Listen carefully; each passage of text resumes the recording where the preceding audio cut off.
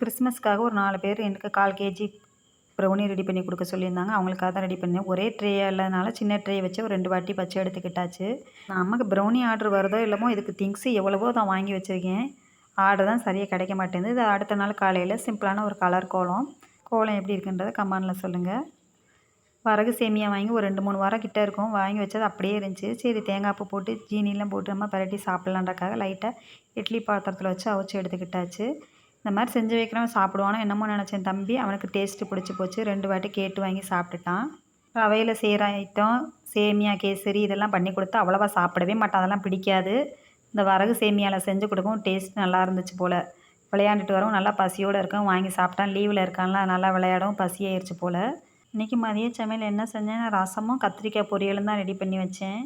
நேற்று நான்வெஜ் சமைச்சிட்டோம்.